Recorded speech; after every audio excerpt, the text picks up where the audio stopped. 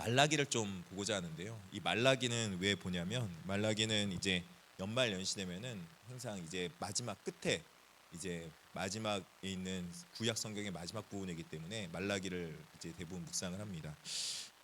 우리가 그 새벽 예배마다 이 매일 성경을 통해서 보고 있는데 매일 성경 말씀에도 아마 말라기가 곧 나올 걸로 알고 있는데 이 말라기를 좀 더 우리가 깊이 있게 보기 위해 수요 예배 때 한번 보고자 합니다.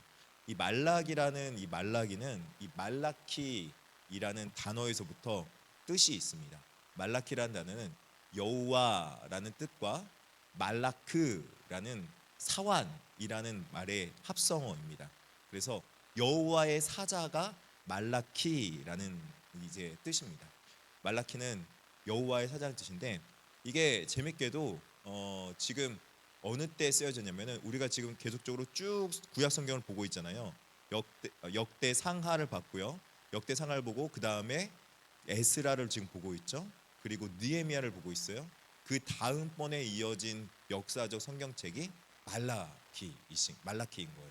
그러니까 지금 우리가 미리 좀 에스라가 끝나지 않았고 느헤미야가 오지 않았지만 미리 좀 말라기를 당겨서 보면은 하나님께서 우리에게 어떤 말씀을 해주고 있는지 그리고 이 마지막 결말이 어떻게 되어지는지 에스라 또 그리고 느헤미야 모든 것의 결말을 좀 미리 볼 수 있는 성경인 거죠.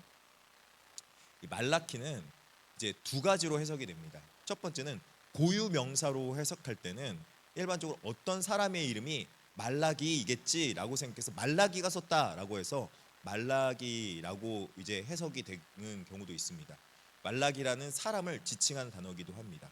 근데 말라기라는 말이 아까 제가 뭐라고 그랬죠? 하나님의 사자라는 뜻을 갖고 있기 때문에 이 말라기라는 말을 그냥 일반 명사로 이해하기도 합니다. 그래서 어떤 학자들은 말라기라는 말이 일반 명사로 오게 되면은 말라기는 사자라는 뜻을 갖고 있는 뜻으로 주의 뜻을 전하다라는 주의 뜻을 전하는 어떤 한 사람의 메시지다라는 주의 사자가 전한 메시지다 이렇게 해석되기도 합니다.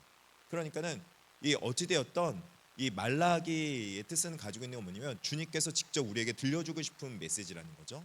마지막 때에 가서 꼭 들려주고 싶은 메시지라는 겁니다. 그렇다면은 도대체 이 말라기와 다른 성경에서 관계는 어떠한가? 에스라 느헤미야 다음에 말라기가 쓰여졌는데 이 지금 상황이 어떤 역사적 배경이 어떠냐면은 에스라에서 이스라엘 백성들이 남유다 백성들이 하나님 앞에 배반하고 또 그리고 옳지 않은 행동을 함으로 바벨론 포로로 끌려갔다가 2차 기환으로 해서 에스라가 돌아옵니다. 그리고 나서 3차 기환으로 느헤미야가 돌아오면서 성전 건설과 성벽 건설까지 다 완벽하게 이루고 이제 하나님께서 원하시는 그런 이스라엘을 다 이뤘다고 생각하는 그때였어요. 그래서 이제 다 되었다고 생각하는데 제2성전도 지어졌고 그리고 모든 것이 다 완벽하게 거쳐져 있는 다시 새롭게 시작할 수 있는 때라고 생각하는 그때에 이 말라기에서 갑자기 제2성전 때도 제1성전 지을 때처럼 제1성전 누가 지었습니까? 여러분 잘 아시잖아요. 솔로몬이 지었죠. 솔로몬이 제1성전을 짓고 나서 그 다음에 제2성전이 이 에스라와 느헤미야 시대 때 지어졌는데 그때 두 번째 짓고 나서도 어떤 일이 벌어지냐면 영적인 타락이 또다시 벌어지게 된 거예요. 그러니까는 이거 읽을 필요 없어요. 눈에 보이지도 않는데 저도 눈에 안 보여요. 눈 아프게 이렇게 쳐다보지 마세요. 그냥 이런 게 있다라고 생각하시면 돼요. 그러니까 지금은 어찌되었던지 계속적으로 하나님께서 회복시키고 가나안 땅으로 옮겨놓고 애굽에서 회복시켜서 가나안 땅으로 옮겨놓고 가나안 땅에서 너희들이 풍요롭게 잘 살아라 그렇게 말씀하시면서 하나님께서 말씀하셨는데 또 이제 백성들이 하나님 앞에 범죄했죠. 사사기에 사사를 보냈어요. 사사기를 보내서 또 하나님께서 그들을 회복시켰는데 또 이들이 또 범죄했어요. 블레셋을 또 보냈네요. 하나님께서 블레셋을 통해서 괴롭히니까 다윗을 통해서 또 통일왕국을 만들고 하나님께서 그 후손을 통해서 성전을 건축했습니다. 또 잘 믿을 줄 알았죠. 잘 믿을 줄 알았는데 또 어떻게 합니까? 그 후대들이 또 발반하고 하나님 앞에 범죄했다는 거죠. 결국에는 성전이 무너지고 바벨론 포로로 끌려갔다가 다시 돌아와서 이들이 하나님의 성전을 건축해서 이제는 또 잘 될 것이다. 이제는 우리가 다시 시작해서 잘 될 것이다. 그렇게 말을 했는데 지금 외적인 모습과 외적인 성전은 다 건축이 됐는데 지금 뭐가 안 돌아온 겁니까? 그들의 신앙의 내적인 모습과 삶은, 마음은 지금 돌아와 있지 않다라고 말씀하고 있는 거예요. 그래서 하나님께서 이렇게 말씀하시는 거죠. 하나님이 내가 너희를 사랑했다 이렇게 말을 하는 거예요. 그러니까 이스라엘 백성들이 뭐라고 대답한 줄 아십니까, 여러분? 하나님, 주께서 우리를 어떻게 사랑하셨습니까? 이렇게 묻는 거예요. 너무 재밌죠? 초등학교 어떤 학생이 부모님의 사랑에 대해서 수필을 쓰라고 그랬대요. 그러니까 수필을 다들 잘 써왔대요. 어떤 학생들이 다 잘 써왔는데 어떤 학생이 이렇게 수필을 가장 짧고 임팩트 있게, 아주 임팩트 있게 썼대요. 부모님께서 나를 진심으로 사랑하신다. 밑에 그 초등학생이 이렇게 썼답니다. 그러게도 말입니다. 쩝쩝쩝. 부모님의 사랑에 대해서 이해를 하고 있는 거예요? 이해를 못하는 거예요. 왜요? 부모님께 사랑하는데 부모님께 사랑하시는 그 사랑의 표현이 이 초등학교 아이의 감성과 오감과 느낌에 와 닿지 않아요? 사랑하니까 여러 가지 말로 조언도 해주고, 또 그리고 밥도 먹으라고 잔소리도 해주고, 또 그리고 숙제했냐고 물어보기도 하고. 남의 집 자식이면 그렇게 합니까? 그렇게 안 하잖아요. 근데 하나님, 우리 부모님이 사랑하니까 그렇게 해주는데 마치 똑같은 거예요. 하나님께서 내가 너희를 사랑하였노라 그렇게 말을 하니까는 이스라엘이 주께서 우리를 어떻게 사랑하셨습니까? 그렇게 묻고 있는 겁니다. 왜 이런 일들이 벌어지게 됩니까? 인간이 가지고 있는 기대감이 있는 거예요. 하나님께 대한 기대감. 그리고 그 인간이 가지고 있는 기대감이 있는데 그 기대에 하나님께서 그들이 원하는 것을 해주는 것이 아니라 하나님께서는 그들이 느끼지 못하고 그들이 감각적으로 깨닫지 못하는 곳에도 하나님의 사랑이 있고, 그 하나님의 사랑을 깨닫지 못하는, 감각적으로 깨닫지 못하는 사람들이 하나님께서 우리를 언제 어떻게 사랑했습니까? 라고 되물으면서 하나님의 사랑의 방식에 대해서, 하나님의 그렇게 사랑하면 나는 사랑을 못 느낍니다, 그건 하나님 사랑하는 거 아닙니다 라고 말하고 있는 것이죠. 이스라엘은 그들이 원하는 방식으로, 물리적인 방식으로, 가시적인 번영으로 그들에게 하나님의 사랑을 정의하려고만 했습니다. 그들이 눈에 보이는 형태로 하나님 사랑해 주세요, 하나님 우리들이 느끼는 형태로, 우리 원하는 형태로 하나님 사랑해 주세요 라고 물어볼 때 하나님께서는 내가 너희에게 사랑을 하는데 너희가 느끼지 못하는, 너희가 감각적으로 보지 못하는 그 시선 너머에 너에게 주권적인 사랑이 있다라고 말하고 있는 것입니다. 이러한 구조가 말라기에선 총 6번의 구조를 거쳐서 하나님께서 너희를 사랑한다, 하나님께서 너희를 너무나도 너희가 올바른 예배를 드렸으면 좋겠다, 내가 너희가 올바른 하나님 앞에 말씀을 들었으면 좋겠다, 계속적으로 마음이 돌아왔으면 좋겠다, 계속적으로 하나님께서 말씀해 줘요. 이스라엘은 계속 이렇게 물어보는 거죠. 하나님 우리를 사랑하긴 했습니까? 하나님 우리는 제 예배 잘 드린다고 드렸는데요, 하나님 우리가 온전히 하나님 앞에 마음 드린다고 드렸는데요, 하나님 우리가 언제 하나님을 경외하지 않은 적 있습니까? 라고 되물으는 거죠. 그러니까는 하나님께서 뭐라고 말씀해요? 너희가 왜 그렇게 믿지 못했는지, 왜 돌아오지 않았는지, 너희가 나를 왜 경외하지 않았는지 내가 설명해 줄게 라고 말하면서 하나님께서는 너무 친절하게 자세하게 설명해 주고 있는 것이죠. 그 첫 번째 주제가 하나님께서 너희를 너무나도 사랑한다, 그런데 그 사랑을 이스라엘 백성들은 잘 못 느끼겠습니다 라고 말하고, 왜 그런지 보니까 인간이 기대하는 하나님의 사랑은 하나님의 주권적 사랑이 있기 때문에 그렇습니다. 우리 2절과 3절을 한번 같이 한번 읽어보겠습니다. 시작. 여호와께서 이르시되 내가 너희를 사랑하였노라 하나 너희는 이르기를 주께서 어떻게 우리를 사랑하셨나이까 하는도다. 나 여호와가 말하노라 에서는 야곱의 형이 아니냐, 그러나 내가 야곱을 사랑하였고 에서는 미워하였으며 그의 산들을 황폐하게 하였고 그의 산업을 광야의 이리들에게 넘겼느니라, 이렇게 말하고 있습니다.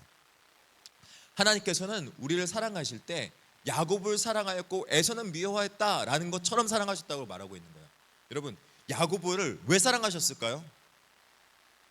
그러게 말입니다.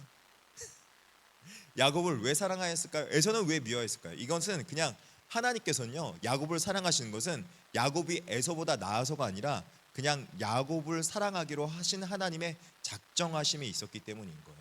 그들이 태어나기도 전에 하나님께서, 야곱이 있기도 전에 이미 태안에서 야곱을 선택하고 야곱을 사랑하기로 작정하셨죠. 첫째가 둘째를 섬길 것이다. 그렇게 말씀하면서 야곱을 선택하신 거예요. 그러니까 야곱의 실행과 야곱의 언행이나 삶의 행실이나 이런 것들이 근거가 있습니까? 없습니까? 전혀 없습니다. 그냥 하나님께서 선택해서 작정으로 사랑하기로 작정한 것이죠. 여기서 바로 우리 가장 귀중한 예배의 근거가 나옵니다. 여러분, 예배를 드릴 때 어떤 사람은 하나님 앞에 왜 예배드리냐고 물어보면은 하나님 앞에 무엇인가를 얻기 위해서, 아니면 하나님 앞에 무엇인가 받은 게 감사해서, 하나님 앞에 뭐 어떤 이유가 있어서. 그런데요, 예배의 가장 근본적인 원인은요, 하나님이 그냥 우리를 작정하고 사랑하셨기 때문에 예배 드리는 것입니다. 어떠한 상황에서든지, 어떠한 환경에서든지, 어떠한 모습에서든지 우리는 예배 드릴 수 있는 존재가 되었습니다. 할렐루야. 그게 바로 하나님 앞에 구원받은 감격과 감사가 있는 거죠. 내가 예배드리기 합당하지 않은 존재였음에도 불구하고 하나님은 나를 예배드리는 존재로 만드시고 부르셨다는 사실이에요. 그래서 그 사랑을 우리에게 베풀어 주기로 작정하신 겁니다. 이건 하나님의 전적인 주권입니다. 그리고 하나님의 전적인 주권이기 때문에 또 한 가지가 있어요. 하나님의 전적인 자유하심이 그 안에 있는 거예요. 하나님의 자유하심. 하나님은요, 자유롭게 사랑할 자를 선택하시고 하나님께서 택하신 자를 부르신다는 것입니다. 야곱을 사랑하였고 에서는 미워했다는 표현에 있어서 에서가 정말 싫어하였다 그런 표현이 아니에요. 에서가 미웠다 그런 표현이 아니라 하나님께서는 야곱을 선택하셨다는 언약적 선택을 강조하기 위해서 에서를 미워하였다라고 대비법으로 쓴 것이지, 에서가 무슨 잘못을 했거나 에서를 무슨 미워했다라는 표현은 아니라는 것입니다. 그래서 하나님께서는 다른 성경에 보면은 에서도 하나님께서 충분히 살아갈 만한 축복을 줬습니까? 안 줬습니까? 엄청 줬어요. 여러분이 생각하는 것보다 더 많이 줬어요. 땅도 많이 줬어요. 네, 에서는요, 하나님의 사랑을 많이 받은 존재예요. 미웠다고 하는, 정말 미워했다 그런 뜻은 아니에요. 하나님께서 그냥 야곱을 전적으로 선택했다, 그것은 하나님의 전적인 자유다라고 말씀하고 있는 것입니다. 그렇기 때문에 여기에서 가장 중요한 은혜의 원칙이 따라옵니다.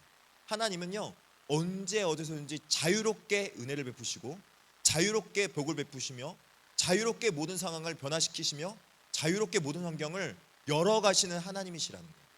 믿으십니까? 여러분의 상황이 막혔든지, 여러분의 상황이 어렵든지, 여러분의 조건이 지금 좋지 않던지 좋던지, 그거와 상관없이 하나님 앞에 나와서 언약을 회복한 백성들에게는 하나님께서 자유롭게 그 사람에게 언약의 은혜를 베풀어 줄 자유로움이 있으신 거예요. 할렐루야. 그 자유로움이 있기 때문에 그 자유로움 가운데 여전히 우리를 붙들고 어떤 상황에서든지 하나님의 자유하심으로 우리를 붙들어 주시며 평강의 평강으로 인도해 주신다는 사실입니다. 할렐루야. 이 하나님의 언약 백성의 삶이 너무나도 은혜가 되기 때문에 우리는 이 주권적 사랑이 얼마나 고귀한지를 느끼고 체험하면서 하나님의 주권적 사랑에 대해서 깨달아 알아야 된다. 여기서 눈이 말하죠. 자격이나 작정은 우월하거나 열등함이 절대 아닙니다. 어떤 사람이 우월해서 택함 받았다? 아니요. 어떤 사람이 열등해서 택함 받지 않았다? 그런 거 절대 아니라는 사실입니다. 누구나 그 하나님의 언약 안에 들어올 자격이 있고 하나님께서는 그 언약을 열어놓으셨어요. 그리고 그 언약을 믿음으로 받아들인 백성들은 하나님 앞에 믿음으로 나올 수 있도록 하나님께서 만들어 주신 것이죠. 그리고 하나님의 주권적 자유하심은 에서에게도 축복해 주셨다는 사실입니다. 자, 그런데 하나님 앞에서 왜 언약 백성의 삶이 달라야 되는가는 또 다른 문제인 거예요. 언약 백성들의 삶은요, 어떤 하나님을 섬깁니까? 오직 유일하신 여호와 하나님을 섬기는 거예요. 그 하나님을 섬긴다는 말은 다른 신, 너희 안에 다른 신을 섬기지 말고 오직 유일하신 여호와 하나님을 섬겨라 라는 제1계명을 주신 것이죠.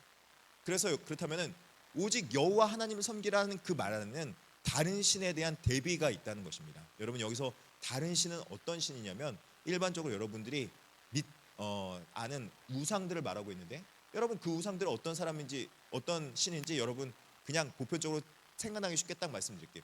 그리스에 여러분 신들 많죠. 그리스의 신의 가장 우두머리가 되는 신이 누굽니까? 놀랬어. 그치? 목사님 쳐다보고 있어. 제우스 신이죠. 제우스 신이 여러분 어떤 신인지 여러분 아세요? 제우스 신이 그 어떤 신이냐면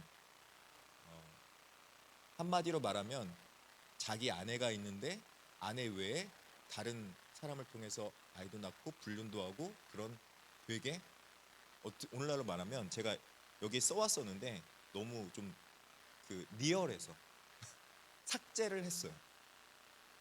그냥 한마디로 말하면 오늘날로 말하면 성범죄자라고 생각하면 됩니다. 그냥 그런 사람이에요. 그렇다면은 이 제우스 신이 그 백성들에게 그들을 섬기고 있는 사람들에게 도덕적으로 윤리적으로 올바른 삶을 살아야 된다라고 말할 수 있어요, 없어요? 절대 없어요. 하나님 앞에 올바른 신앙의 삶을 살아가려고 말할 수 있는 신이 아닌 거예요. 헬레나는 여러분 어떻습니까? 헬레나도 마찬가지. 자신이 그 제우스 신의 사랑을 받고 싶은데 사랑을 못 받아서 시기와 질투로 사람을 어떻게 해요? 죽이기까지 하죠. 헬레나도 마찬가지. 그러니까 죄와 범죄에 대해서 너무 서스럼 없고 너무 인간적이고 너무 보편적인 사람의 모습과 같은 모습. 그리스의 신들.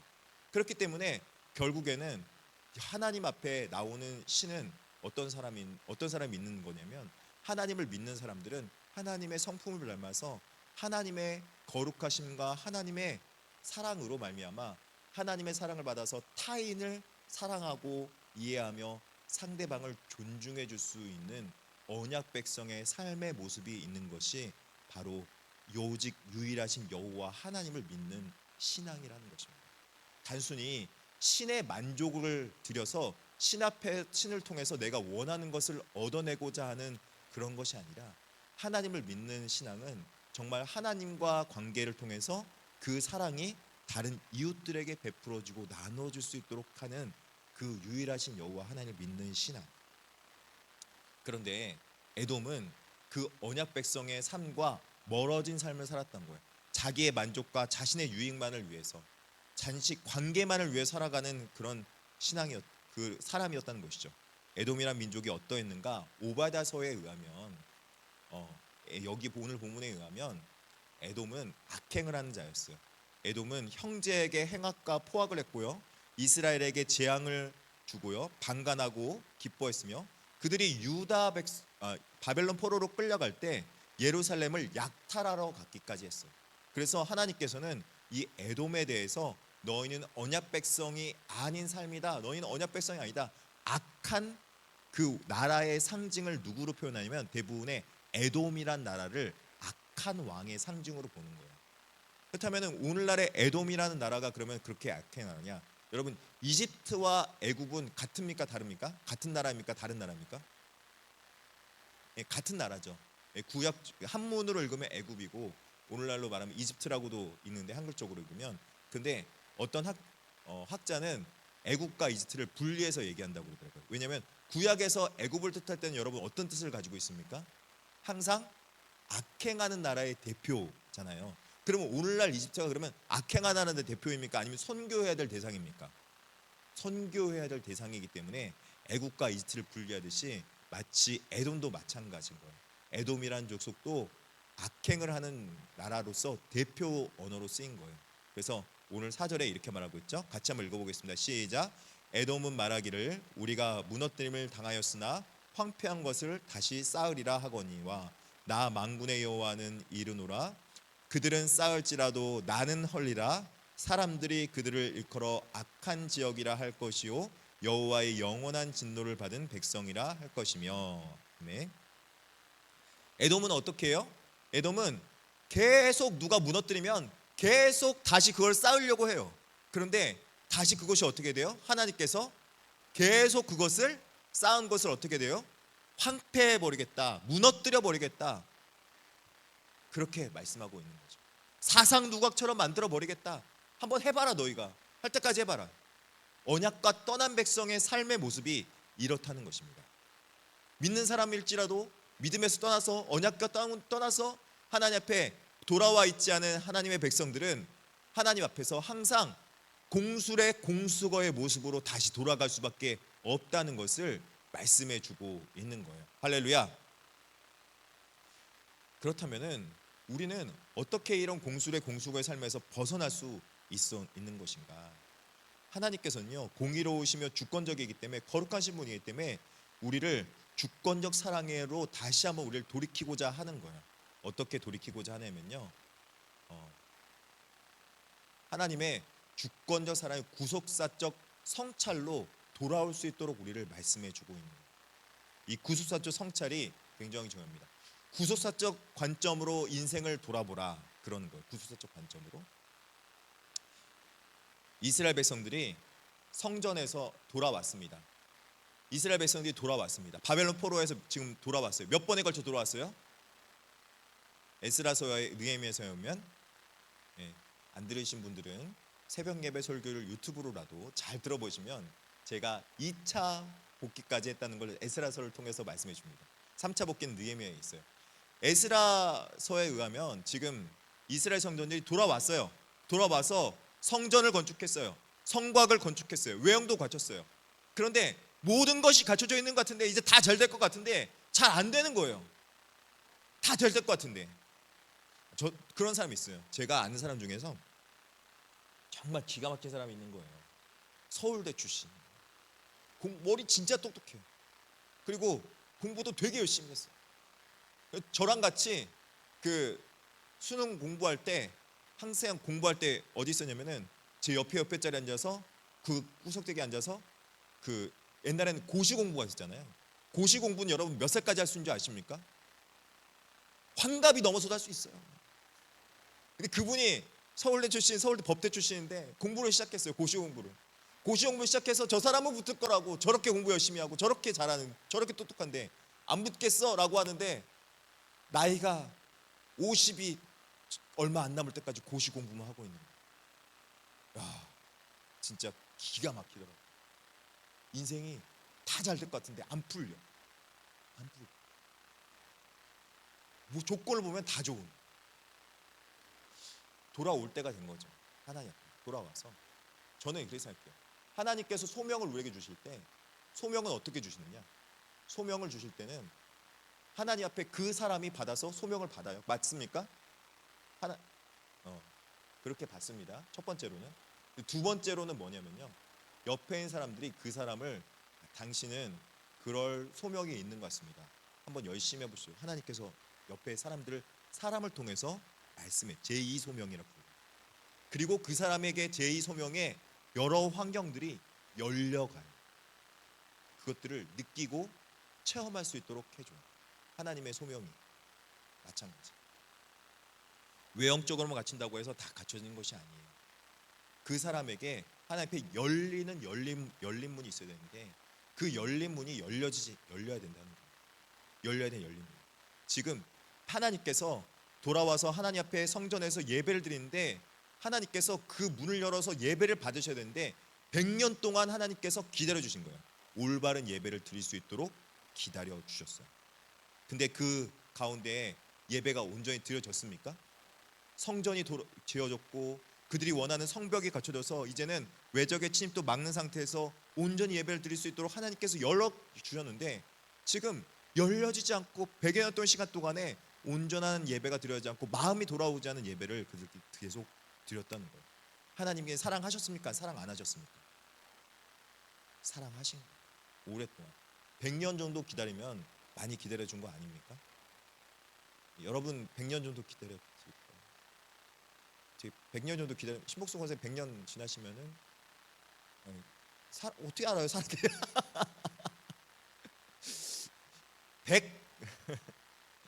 100년을 기다려줄 만큼 기다려준 거죠. 많이 기다려주셨어요. 그 정도. 여러 번 하나님께서 기회 주셨다가 마지막에는 이제 기다려주셨는데 안 돌아오는 거죠.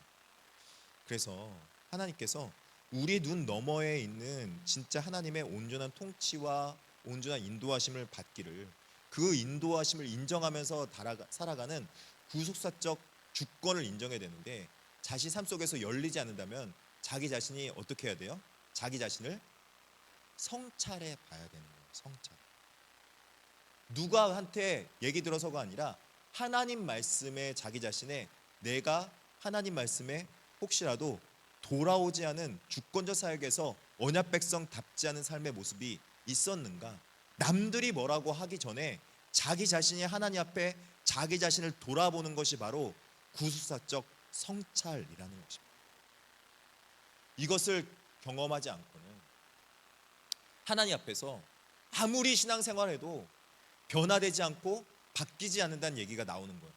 그래서 오죽하면 나이 드신 목사님이 저한테 하는 말이 이거예요. 임 목사, 설교 열심히 할 거 없어.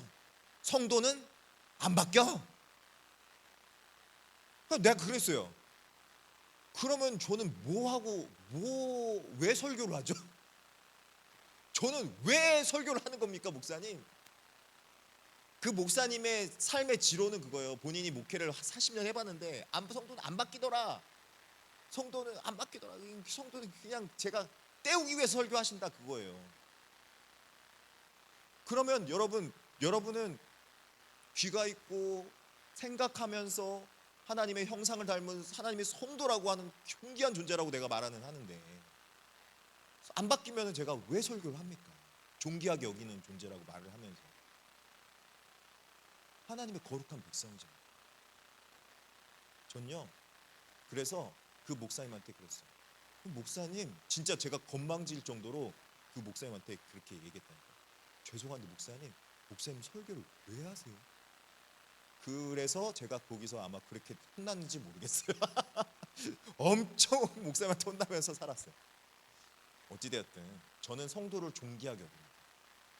성도를 가벼운 존재로 절대 여기지 않습니다. 성도도 인격체고 하나님의 형상이고 말씀을 들으면 말씀을 믿음으로 받고 변화받을 수 있는 존재로 여깁니다. 할렐루야. 그래서 자기 자신이 누가 말할 것 없이 제가 설교를 하고 나면은 어떤 성도는 가끔가다 찔린다고 말하기도 하고, 어떤 사람들은 은혜 받았다라고 말하기도 하고, 어떤 사람들은 자신에게 어떠한 느낌과 감정이 있는지 각각 개인의 감정들이 다양하게 나타나요. 근데 그거는 제가 어떤 한 상대방을 대상에 두고 설교한 것이 아니라 하나님의 말씀을 그냥 해석한 거기 때문에 그 말씀을 받을 때 한 가지 여러분들이 받아야 될 한 가지 하나님의 말씀을 그 자세가 있는 거예요. 베드로가 설교를 할 때 성령의 찔림을 받았듯이 찔리게 하는 것은 성령님의 주권적 사역이기 때문에 그것을 믿고 자기 자신을 성찰하면서 혹여라도 하나님의 언약 백성답지 않은 부분들이 있다면 내가 하나님 앞에 돌아와야 될 분들은 내가 바꾸겠습니다. 그러고 나서 바꾸면 되는 거예요. 아무도 여러분에게 뭐라고 하지 않아요. 하나님의 성령이 이끄신 것이구나 라고 믿음으로 받아들이면 되는 것입니다. 할렐루야. 근데 설교하지 않아도 여러분이 큐티하면서 또 그리고 말씀을 보면서 그렇게 주권적 자기 성찰을 해나갈 수 있습니까, 없습니까? 있습니다. 그러면 여러분들이 받고 나면 되는 거예요. 이런 큐티를 하고 나누는 삶의 모습이 무엇이냐면 그렇게 해서 부흥한 교회가 어디냐면 우리들 교회라는 교회예요. 우리들 교회. 분당에 있잖아요. 거기선 좀 그것들이 너무 발전해가지고 그 어떤 장로님이 나는 간음을 7번 했는데 막 이런 얘기를 하는 거예요. 막 기가 막힌 거예요. 제가 그걸 보면서. 근데 그거는 우리 교회가 소화할 수가 있을까요, 없을까요? 우리 교회는 소화하기 어렵습니다. 그렇기 때문에 우리 교회는 소화하기 어렵기 때문에 감당할 수 있을 만큼만 자아 성찰해서 나누시면 돼요. 아시겠죠? 네, 너무 과감하게 그런 자기 성찰을 해서 적용시켜 버리면 다른 성도들이 본인은 은혜가 되나 다른 성도들에게 은혜가 안 될 수 있습니다. 그렇기 때문에 그런 나눔을 할 수 있을 정도로 십자가 안에서 그렇게 나누고 그 공동체는 그게 돼요. 왜냐하면은 그렇게 교육을 받아왔기 때문에. 근데 우리 교회는 아직 전통 교회이기 때문에 그런 역할들을 하면은 조금 어려울 수 있어요. 나중에 되면은 그럴 정도까지 받아낼 수 있을 정도까지 될 수 있을 거예요. 나 자아성찰 통해서 나가 항상 하나님 앞에 주권적으로 기도하면서 하나님 앞에 내가 순종해야 될 부분들과 나 자신을 말씀에 비춰봐서 내가 하나님의 언약 백성의 진정한 모습으로 살아가고 있는지, 내가 하나님을 사랑한다고 말씀하고 있는데 하나님은 나를 사랑한다고 말씀하고 있는데 내가 하나님의 그 사랑함에 응답하며 살아가고 있는지를 돌아보는 삶이 필요하다는 것입니다.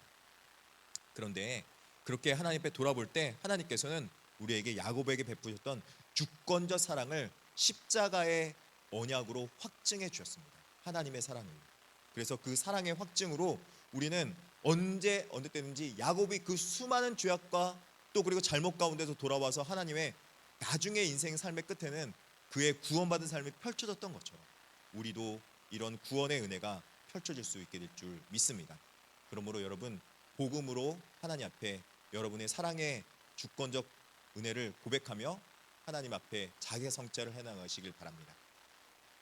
가장 무너진 곳에서 시작하시는 하나님을 믿으시길 바랍니다. 우리가 아무리 무너졌어도 하나님은 우리가 쌓는 곳을 헐어버리지만 당신 손으로 다시 세우시는 하나님이 계심을 여러분 믿으시길 바랍니다. 예수 그리스도께를 보내셔서 죄로 완전하게 무너진 곳에서 우리를 다시 일으켜 세워준 구원의 역사를 우리에게 베풀어 줄 줄 믿습니다. 두 번째는 성령 안에서 다시 시작하는 능력을 체험하시기 바랍니다. 우리가 각오만 한다고 해서 되는 것이 아니라 매일의 삶 가운데서 구속 성찰을 통해 자기 제대를 깨닫고 날마다 회개하고 매 순간마다 회개하고 매 순간마다 성령의 인도하심과 성령의 새로운 힘주심을 믿으며 나아가는 삶이 바로 하나님의 주권적 사역을, 주권적 능력을 인정하는 삶이라는 것입니다. 할렐루야.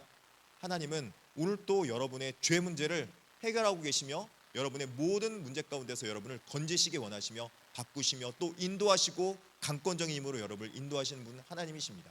고린도 5장 10절 다 같이 한번 읽어보겠습니다. 시작. 그런즉 누구든지 그리스도 안에 있으면 새로운 피조물이라 이전 것은 지나갔으니 보라 새 것이 되었도다. 할렐루야. 날마다 나는 새롭게 되노라 라고 고백하며 나아가는 삶이 필요하다는 거예요. 자, 그리고 성찰 통해서 우리가 깨달아야 할 것, 자, 결코 실패하지 않는 하나님의 사랑이 있음을 여러분 믿으시길 바랍니다. 주권적 사랑은 우리의 절망의 밑바닥에 있거나 모든 것이 실패했다고 생각하는 그때에 하나님께서 다시 우리를 새롭게 세우시기 위해서 십자가의 복음으로 부활의 능력을 허락하셨습니다.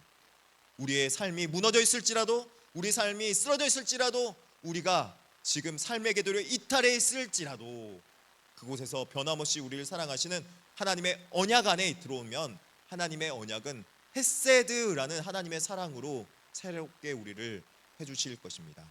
우리가 그리스도 안에 새롭게 된 하나님의 주권적 사랑을 날마다 체험할 수 있길 바랍니다. 그래서 하나님 앞에 나아가는 진정한 신앙이 우리 가운데 펼쳐질 수 있기를 바랍니다. 사랑하는 성도 여러분, 오늘 다시 한번 우리 성령의 은혜를 얻었으면 좋겠습니다. 우리 공부한 학생들도 마찬가지고요. 또 그리고 우리 삶 속에 있는 사업하시는 모든 분들도 우리 삶을 살아가는 모든 삶도 이런 삶 펼칠 수 있도록 기도하며 나가겠습니다.